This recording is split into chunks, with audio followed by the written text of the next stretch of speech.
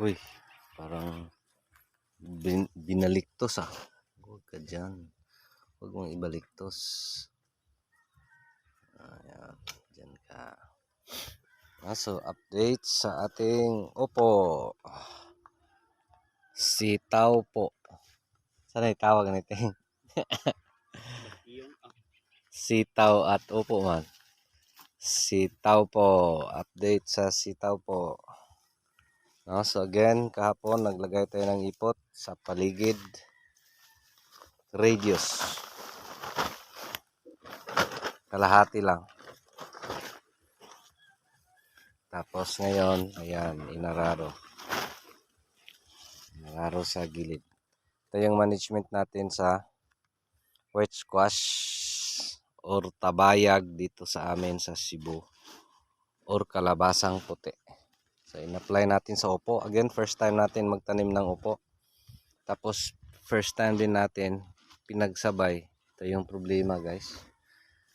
Kasi yung dalawa puro gumagapang. Pero again, abangan nyo. Abangan ko rin. So natapos na naglagay sa paglagay ng ipot. Wala nang ipot natira. Relax ating. Ginawa mo diya. So ito yung management, ipot, tapos araro.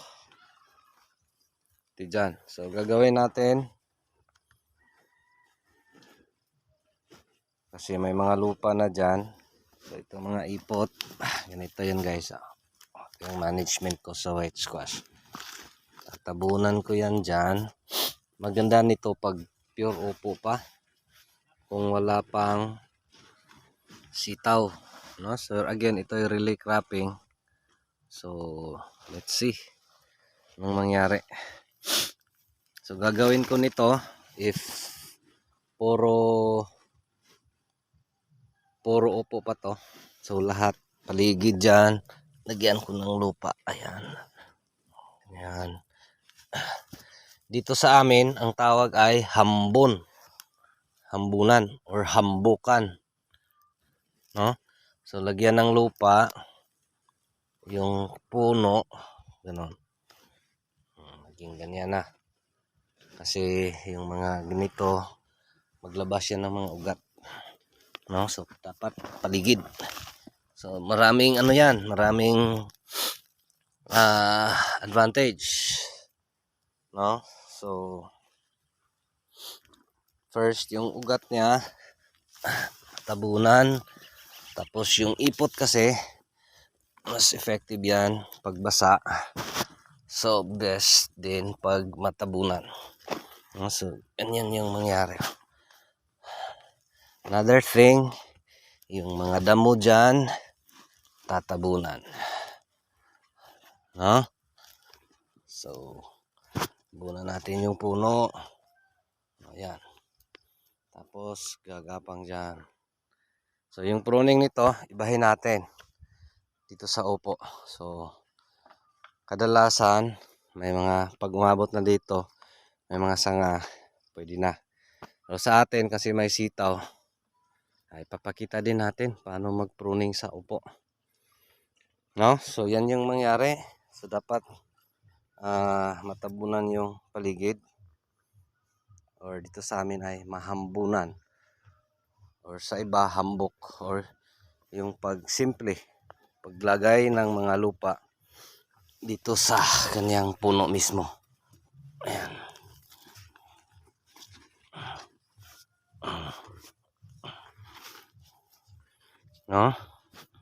So yan yung management natin. Sa isa pa, ang paggapang natin, yung mga nakikita nating kadalasang ginagawa,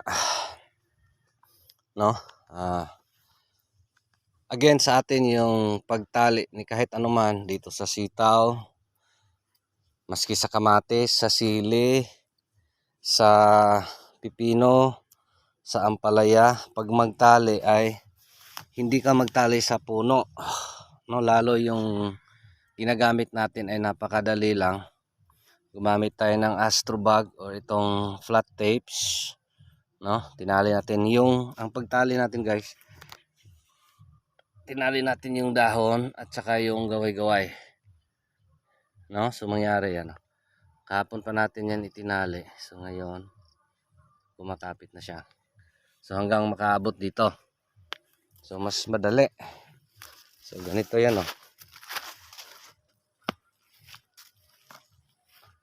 kasi dyan siya sa gilid sa sitaw, so pinahiga, pinaslant, no? So never mind sa damo.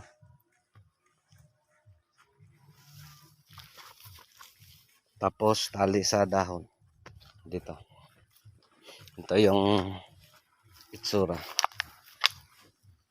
Sabing damo, no? So pagtali natin is ganito lang, naka square knot, dahon at saka yung gaway-gaway. Bakit gaway-gaway? Kasi mas matigas yung gaway-gaway, mas malakas siya, no? Tapos naka square knot. Boy Scout ba kayo? Tapos tinali natin doon sa vines ng anong meron dyan, vines ng ampalaya, dating ampalaya, pwede din vines sa sitaw. Dito sa ampalaya, ayan, yan yung pagtali. So dapat ganito yan, gaganyan kinabukasan pag hindi hihiga, no? Para this will serve as yung guide niya sa paggapang, no? So again dito lapag ng ipot, tapos dito na side kasi nag-araro sila ni uncle, tapos na dito hanggang dun sa baba, tapos dito naman, dito yung huli. Diyan din yung tinry ko ng mag herbicides, okay lang din mag herbicides, no? So ginawa ko sa pag spray, naglagay ako ng cover. So, maski ginaganon ko pa dyan sa ilalim, patay, no? Pero yun nga, mahangin yon kaya tinigil ko. Meron ba kong tinimpla doon? Contact yung gamit. So, only lang pag pisik ng mahangin, patay-patay din, no? So, again, ito yung management sa white squash natin na in-apply natin dito sa ating mga upo, no? Tapos ito ay relay cropping, sitaw, Star Premium F1 at saka yung upo ay Mayumi F1. So number of hills ng upo 600 plus, number of hills dito sa sitaw ewan ko, nasa 4,000 to 5,000 hills. Kasi ano to, ganito yung damo guys, tapos pinararo natin sa gilid. At least yung dadamuhan natin is konti na lang, no? So mga paraan natin sa pagkontrol ng mga weeds, kasi ang puno, andito yung puno, andyan yung damo, grabe yung damo. So dito ipapararo ko pa to, same dun sa taas, yung 4 na bagis lang left and right dyan sa taas, no? So pare-pareho lang yung itsura, pare-pareho lang yung mukha. Again yung sitaw may mga bulaklak na, may mga naklaro na, no? May mga ganito pa, no? Ganyan hanggang sa taas, no? So tapos yan yung mukha dyan, the same, pareho lang sa baba, no? So may mga upo sa taas. Kung mapansin nyo, ang pagtanim natin sa upo ay one side lang, lahat ng upo ay nasa right side or nasa upper side, doon lang sa taas, no? So yan yung management. Again dyan may ipot, same ipot sa paligid, tapos gagawin natin yan ngayon. So tatabunan natin ng lupa para yung ipot matabunan ng lupa. So once mabasa, andyan na yan, so stable. So maliban sa mataba yung beds, kasi yung bed side sa upo is dito lang, kasi gilid siya ng bed ng dating ampalaya beds. Kaya naglagay tayo doon lang sa right side din sa upo. Papakita natin yung ipot. No? So yun lang, grabe na mo. Paararo ko pa to dito. The same dito guys. Pinaararo natin. So pag paararo din natin sa taas, no? So dapat malayo lang sa ugat ng sitaw. Kasi mangyari pag ma-stress yung mga nasa 2 feet away from sitaw hills, sitaw puno. Never mind sa leaf miner. Hayaan natin sila, no? Again, dito sa sitaw, di naman kailangan i-perfect na walang kagat ng leaf miner diyan. Sa atin is yung bunga. Papakita natin. No, so yung paglagay natin ng ipot sa dito lang sa taas na side. No, wala sa doon sa bed side ng ampalaya. Dating ampalaya beds. Ito may mga maliliit. No? So tapos gagawin lahat ay tatabunan.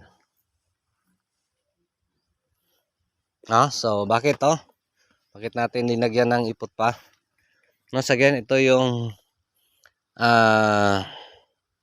ilang taon tayo nagpo-focus sa white squash. So yan yung first nating tanim. No, yung white squash. Nung nag-resign tayo from CIT University, yan yung first nating tanim na nagpo-focus tayo for ilang years din. Tapos nag-additional na tayo ng sitaw, no, hanggang nag-focus ng talong. And then ngayon naman doon sa ampalaya. So in short, when it comes to management sa white squash, kasi family to. Yung white squash kasi hindi pinapagapang sa atip. No, diyan lang sa lupa, nahayaan lang, no? Unlike sa upo na dapat pagapangin. No, so yan ang yung kaibahan niya. Yung bunga same taste pero iba yung bilog, yung shape, no? Kasi medyo kalabasa siya, only the same siya ng upo. No, so ipapakita natin. So again, ito yung foundation paano magparami ng bunga dito sa ating mga upo. No, again of course dito sa ating sitaw, laking blessing. Base dito sa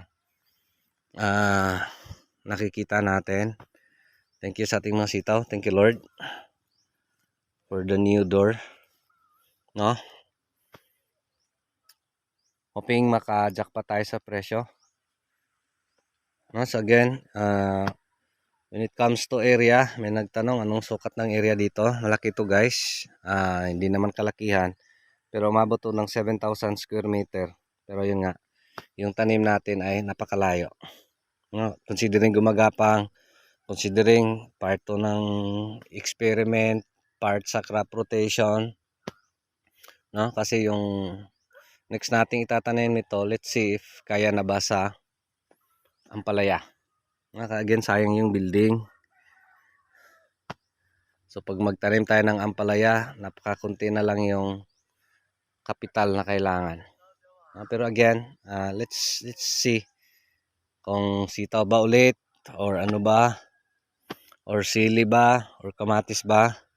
Kasi again dito pag magtanim ako niyan like kamatis or sili, dito na area dapat nakadrip na. So in short, yung dream natin na lahat ng taniman ay nakadrip. So I hope ay ma-realize natin. God's grace and God's blessings dito. Itong mga klaseng damong ganito. No, so gagawin yan, kunan ng damo, at least kunti na lang. No?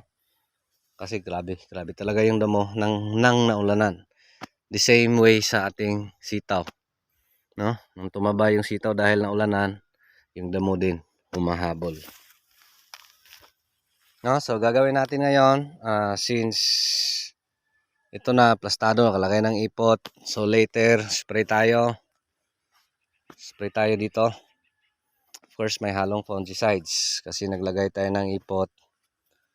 So yan yung gagawin ko talaga, lalo dito sa upo.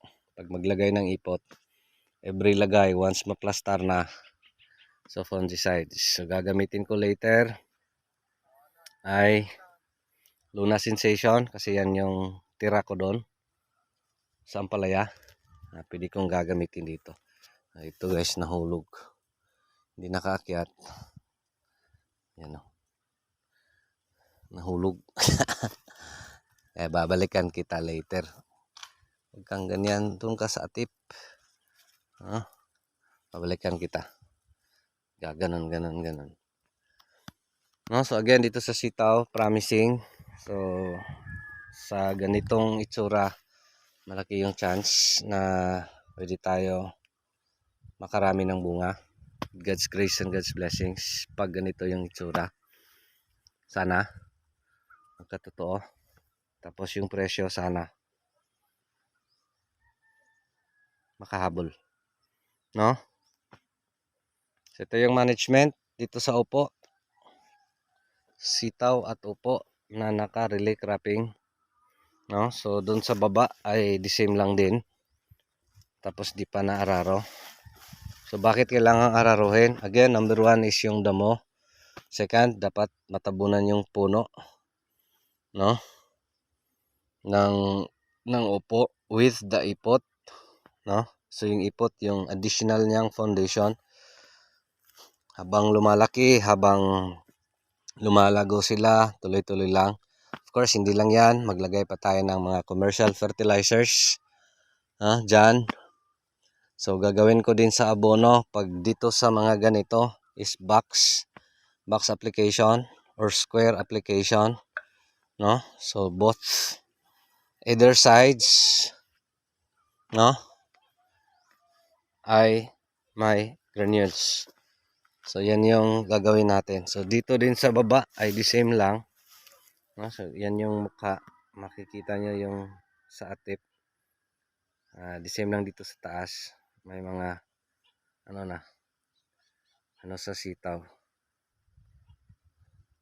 Kasi umabot na sa dyan, atip.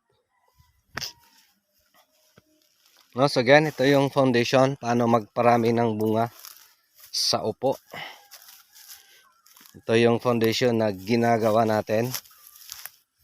Paano magparami ng bunga sa white squash or tabayag. No, so sa tabayag dati, nakatry tayo. 700 hills, nakakuha tayo ng 2,007 kilos in one harvest.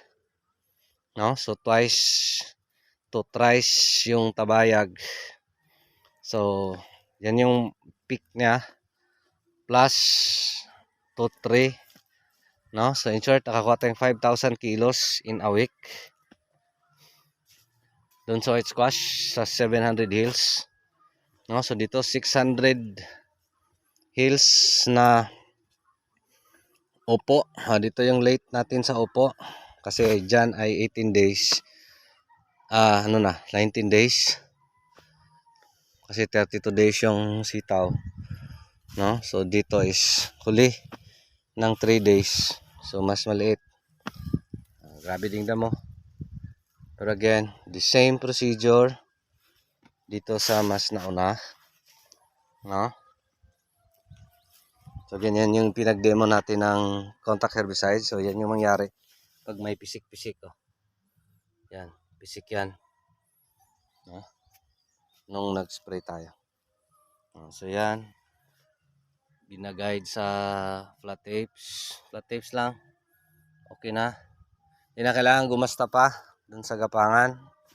No? Kaya dito tayo, instead dyan sa gitna, para wala nang gasto. Diretso-diretso na. No? So dyan sa sitaw, the same. Opo, medyo maliit ng konti. Kasi late yan dyan. Dito mas malaki. No? Kasi ito yung una.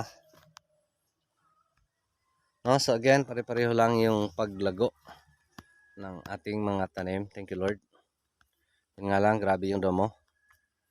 No? So dito sa sitaw, the best pa rin pag naka-plastic mulch. No? Kasi yung sitaw ay carry lang. magdilig-dilig. No? So again, pag-araro natin dito ay importante. No? Damo para sa puno. Maging buhaghag para yung mga ugat nakagapang ng mas malayo, makasipsip. No? Tapos yung pagtanim lahat ay right side. No, so yun lang. Maraming salamat. Update sa ating upo, edad. Ilan na? 19 days. Yung nauna, 16 days. Yan yung 16 days. No? So sana makajackpot tayo sa presyo with God's grace and God's blessings. Update sa presyo, mura yung sa upo. Dun sa white squash, kano dito 5. Nahirap. No? So sana dito sa upo yung G's, napakamahal na. No? May chance pa mabot ng 30. Yan, jackpot. Pero again sa atin dito ay iba to. Kasi pinagsabay natin the same beds. Yung puro gumagapang. Pero again, try natin kung ano yung mangyari considering ibang sistema to. No, so yun lang. Maraming salamat. Ito pa rin si Jopilo Farmer. Anak ni Matoy, ang farmer nga gwapo, suhito, may kahibalo pa naigsaba kay manoon pa ko. Daghang salamat and God bless. Thank you Lord. Again dito guys, maliit pa. Ayan yung huli. God bless everyone. Thank you Lord.